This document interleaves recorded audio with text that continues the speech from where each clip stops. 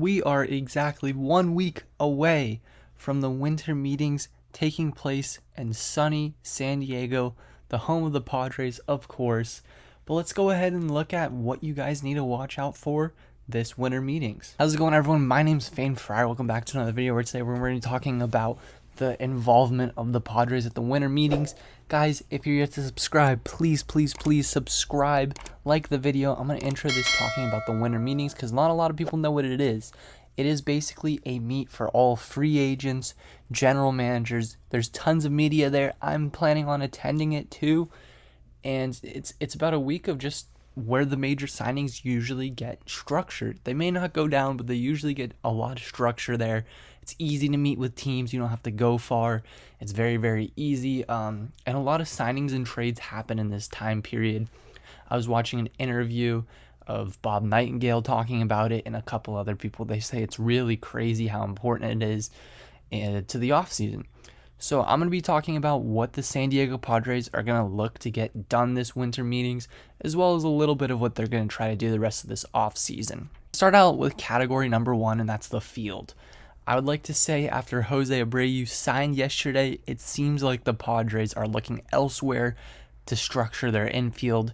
It almost feels like they're looking to sign a second baseman, shortstop, middle infielder, maybe even an outfielder, and move Cronenworth to first base. DH unknown at this point, but that's what it seems like. They're not currently in on any first baseman. Obviously, they had Josh Bell last season and Brandon Drury who can play first base and Will Myers, but none of that's talk. The only talk we've really heard is xander bogaerts, and we'll hear a lot more in the upcoming weeks.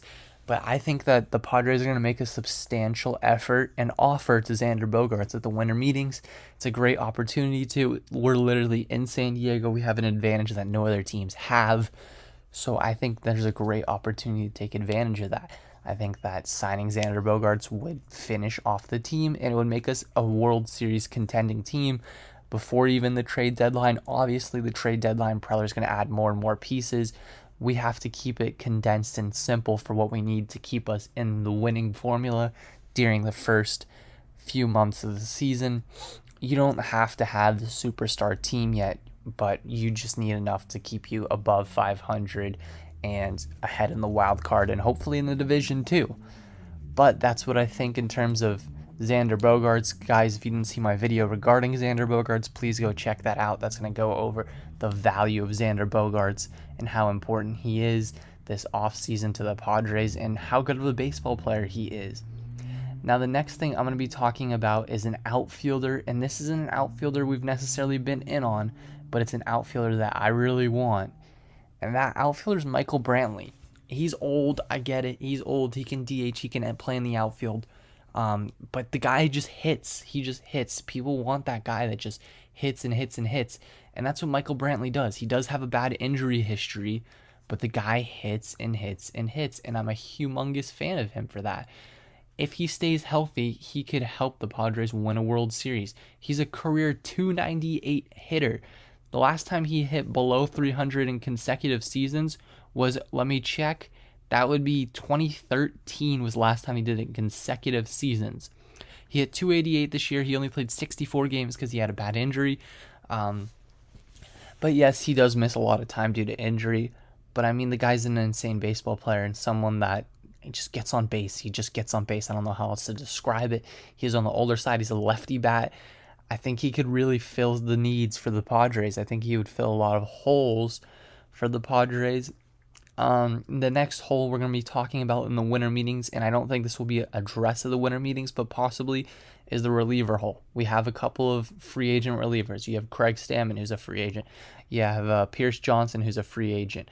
There's a lot of people that are free agents from the Padres, and the Padres need to add relievers. It'll be interesting to see if they go internal to get those relievers or if they go external, sign someone in free agency. There's always plenty of relievers in free agency, and Preller likes to get creative, sign guys from the Japanese league.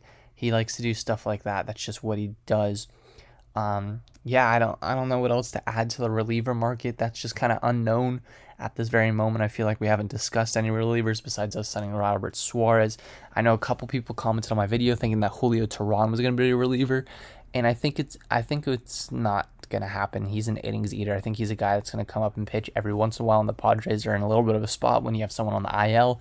Or, hey, he may pitch well in spring training and find a 6th or 7th rotation spot, as the Padres like to have 6 to 7 rotation spots. But now moving on to the pitchers, in terms of starting pitching, Kodai Senga is very unlikely to sign at the winter meetings. Usually Japanese players take a long time to sign, but it'll be interesting to see if Preller's willing to wait back for Kodai Senga, or if he's going to jump the gun on a guy that he has a lot of interest in, being Nate Eovaldi. He has tons of interest in Nate Eovaldi, and I'd like to see if he's going to jump the gun and go out and try to sign Nate Eovaldi at the winter meetings. It's very possible. Nate Eovaldi's looking for 3 years, $17.5 million a season. And he just came off a year where he was injured, but the prior 2 years, he's had some of the best career seasons he's had. And the guy's a postseason maniac. Very good postseason performer, so it's definitely something the Padres should look into, because they don't have that. They're missing that postseason. I'm going to go ahead, strike out 14, 15 guys and not allow a run. Starter, I mean, people like to say Yu Darvish is that. I don't think Yu Darvish is. I think Yu Darvish is definitely a great pitcher, but he's not the over-the-top postseason stopper that, a guy like Nathan Eovaldi is. But that's just my assessment on everything. That's a little winter meetings preview, some names to look out for. Hey, the first baseman market may heat up for the Padres. It's very unknown at this moment. But once again, I will be there at the winter meetings trying to give you guys the best scoops that I can. But once again, thank you guys so much for watching. Subscribe if you haven't already, and peace. 305 to the 619, baby. Let's go. Let's go, San Diego. Live that shit up, San Diego. Let's fucking go. Woo! It's our fucking house. Hey. It's our house right here, baby. Let's go. I love it. Hey.